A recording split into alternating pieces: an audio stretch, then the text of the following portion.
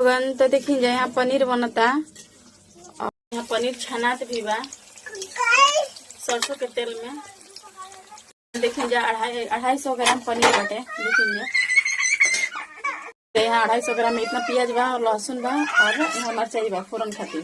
तो देखिए तलाई बा पनीर। देखिए कच्चा पनीर और तलाई पनीर है। और ये देखिए यहाँ मसाला बाटे जीरा मरीच लहसुन ये बाटे मिर्चाई नहीं के पीसल और न धनिया पीसल बा। तो चलें जा आगे हम दिखा। यहाँ पनीर सब तल लेगा तो चलिए सारा पनीर तला जाता तो फिर हम आप लोग के दिखावते नहीं। फाइनली ये पनीर छना गुल बा लेकिन कढ़ाई में नहीं थे और यहाँ फोरन डाल दिया। फोरन डाला गई यहाँ फोरन में जीरा पड़ल है। अब लहसुन के कली डाल दिया। लहसुन कली जब तक ब्राउन हो एक बाद में मिर्चा डाल दिया। ब्राउन कलर के लहसुन हो गए तब मिर्चा डाल दिया लाल कलर के। अगर हरियर बा तो और अच्छा बा और नहीं थे तो लाल बा। हमारे पास तो ना रहा हरियर तो हम लाल ही यूज कर रहा हमें। तो चलिए जा अगर मिर्चाई जल गई तो प्याज डाल दिए। मिर्चा जल गई तो अब प्याज डाल दिए।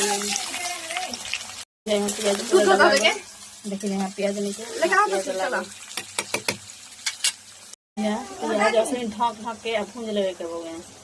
देखिए यहाँ प्याज आप लोग भी ढक के भूंज ले। हम जा कितना प्याज गल गुल बाटे और मसाला डाल लिया। यहाँ जीरा मरीच लहसुन हटे।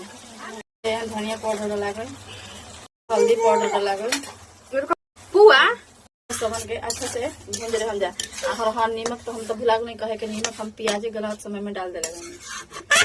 तो आप लोग मसाला में डालेंगे चाहे प्याज लेकिन हिसाब से डालेंगे नमक हमार प्याज में रहे वो हम ना वीडियो बना पहले हमें हम